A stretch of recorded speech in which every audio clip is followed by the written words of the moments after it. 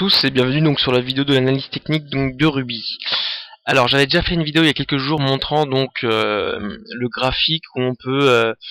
voir se dessiner donc une forme d'épaule tête épaule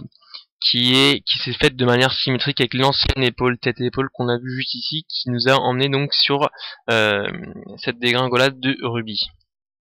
En tout cas, l'épaule, on peut dire qu'elle s'est formée juste ici, hein. Donc à la cassure donc du 28 février,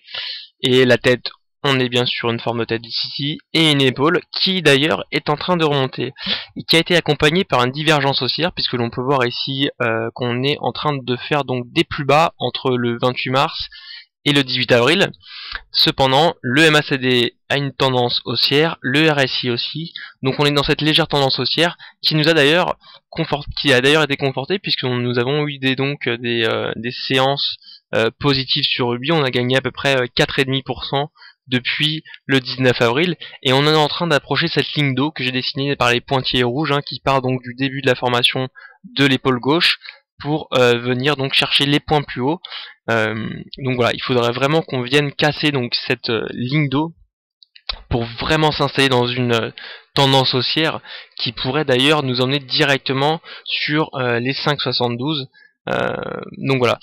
à noter d'ailleurs que l'on a cassé la résistance des retracements Fibonacci à 47,535 qui représentait donc les retracements de 38-20%, mais aussi la résistance de 47,675 puisqu'on a terminé à 47,680 en allant d'ailleurs chercher un plus haut. On va voir tout de suite, on a cherché un plus haut donc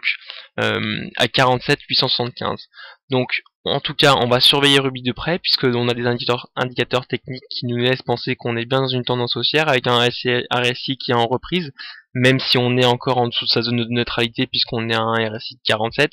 On a un MACD qui est maintenant supérieur à sa ligne de signal, hein, de très peu, mais en tout cas, on voit bien qu'il y a eu une avancée, comme on peut le voir, sur la ligne de signal. Donc à surveiller, hein, puisqu'un MACD qui viendrait chercher des plus hauts pour rejoindre un MACD positif serait vraiment un bon signe, et surtout un signe du déclenchement en fait du mouvement haussier qu'on attend sur Ruby. Si l'on regarde d'ailleurs le CCI, hein, on voit bien qu'on est dans cette remontée. De même pour le momentum, on attend juste qu'il soit vert et positif, mais en tout cas on est bien dans cette tendance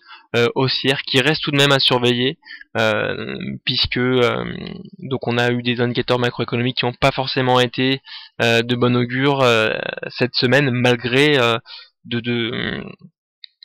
bons résultats de la part des entreprises. On attendra de voir comment va se comporter en tout cas les actions d'ici donc demain jusqu'à la fin de la semaine, et donc on va surveiller de près Ruby. Donc voilà pour Ruby.